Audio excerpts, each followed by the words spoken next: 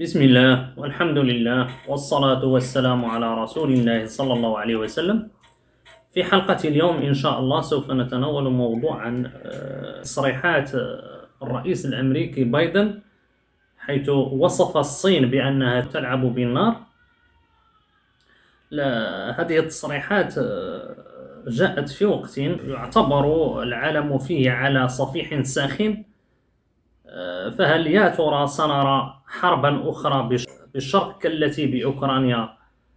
فأمريكا من خلال تصريحات بايدن النارية يهدد الصين بالتدخل العسكري إذا حاولت دخول تايوان بالقوة، وقال بالحرف إن الصين تلعب بالنار ومستعدون للاشتباك عسكريا إذا تدخلت الصين في تايوان.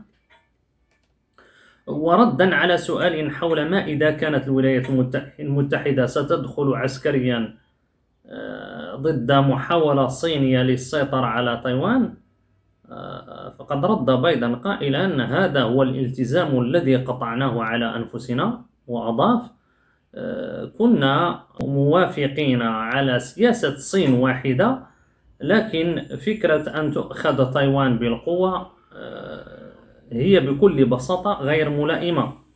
وأترككم مع الفيديو أولا لتتضح لديكم الصورة. أنفسنا سندافع عن تايوان عسكريا.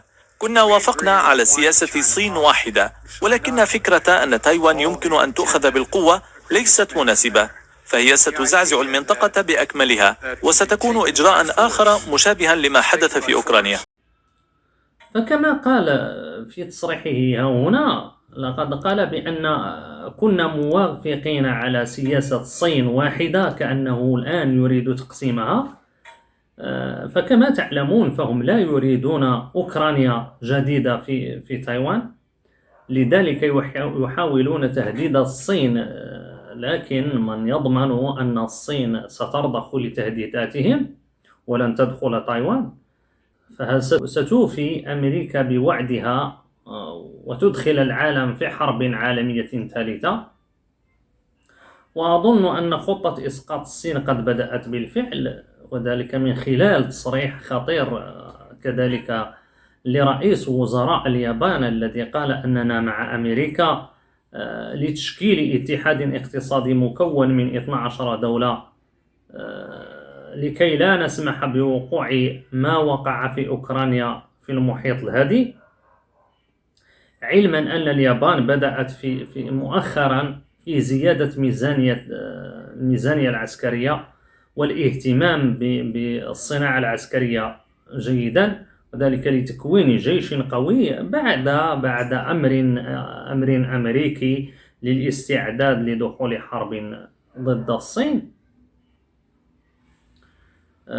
وها هي الآن تشكل حلفا جديدا من 12 دولة كمجموعة اقتصادية لتدمير الاقتصاد الصيني، لأنه في أي حرب كيفما كانت فلا بد الخطوة الأولى تكون لتدمير القوة العسكرية هي ضرب الاقتصاد، كما فعل بدولنا العربية الإسلامية، تقسيمها إلى شتات، إلى دويلات لا تصل إلى مدينة واحدة في الغرب، لكي لا تقوم لها قائمة بعد ذلك. لأن بتقسيم الدول، انظر إلى الدول، جميع الدول القوية اقتصاديا أو دول العشرين فقط، لننظر إلى دول السبعة المصنعة ودول العشرين، مثلا الصين على سبيل المثال، مساحة ضخمة،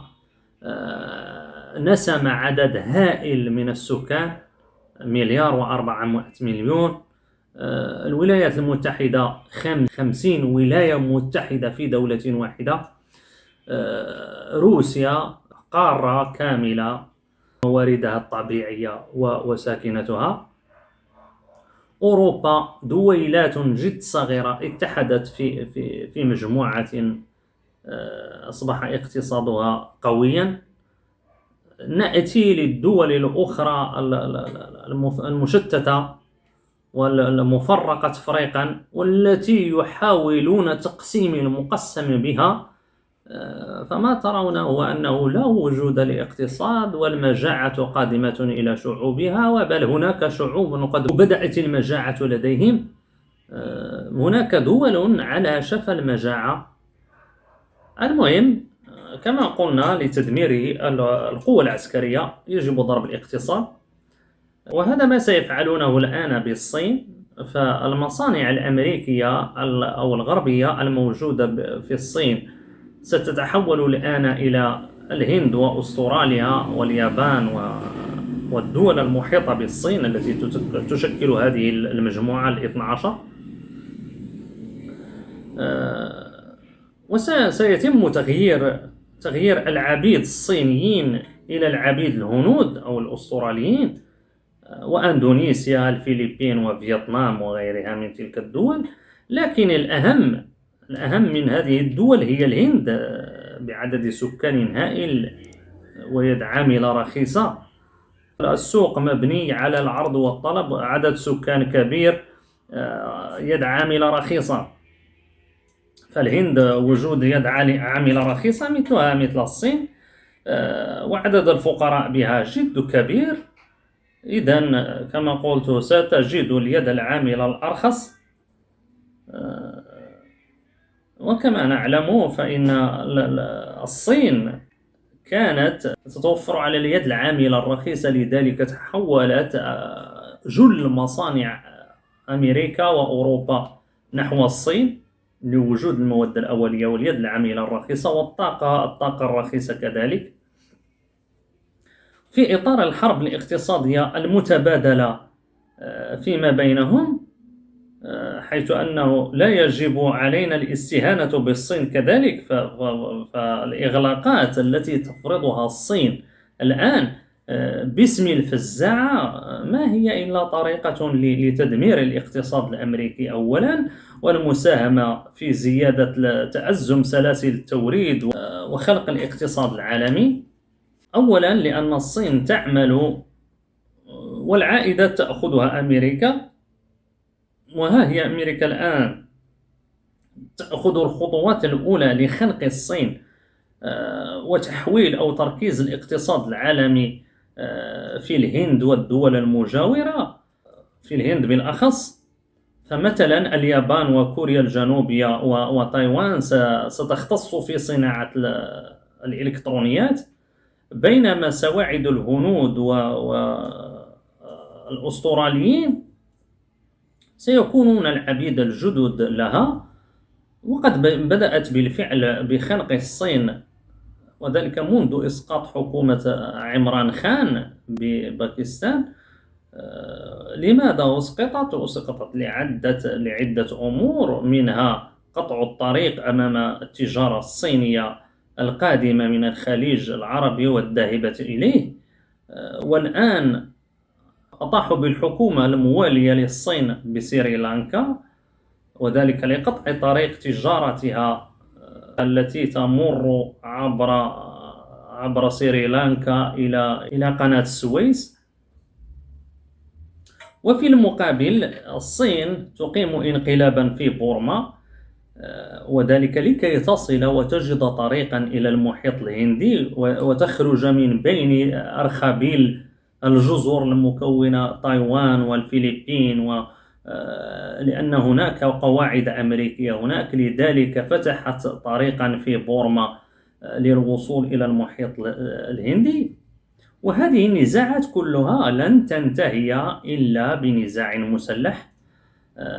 النزاع المسلح حيث سيفرض القوي القانون ويحميه، كما أقول دائما، فالقوة تفرض القانون وتحميه. لذلك لا بد من مواجهة مسلحة بين أمريكا والصين، فكلاهما يحاول خنق الآخر، وسوف نصل في يوم ما في قريب العاجل سوف نصل إلى بداية هذا النزاع. فالعالم كما أقول على صفيح ساخن. وأترككم الآن مع كلمة رئيس الوزراء الياباني الحليف الأمريكي في شرق آسيا، الذي يتم تهيئته لمواجهة الصين. وهذا ما قاله حول مجموعة الاثنى عشر الاقتصادية مع بايدن. 安全保障環境、一層厳しさを増す中にあって、今回のロシアによる、ウクライナ侵略のような力による、一方的なこの現状変更の試みをインド太平洋、とりわけアジア、東アジアで、許さぬよう、日米同盟のさらなる強化が不可欠だと考えます。The United States and Japan, together with 11 other nations, will be launching the Indo-Pacific Economic Framework on challenges that matter most to ensuring economic competitiveness in the 21st century. وفي الأخير إننا نعيش أسوأ سنوات الأرض، فالعالم ماض إلى شفا جرف نهار، والله لطيف بعباده، وأرجو أن تكون الصورة قد وضحت. والسلام عليكم ورحمة الله تعالى وبركاته.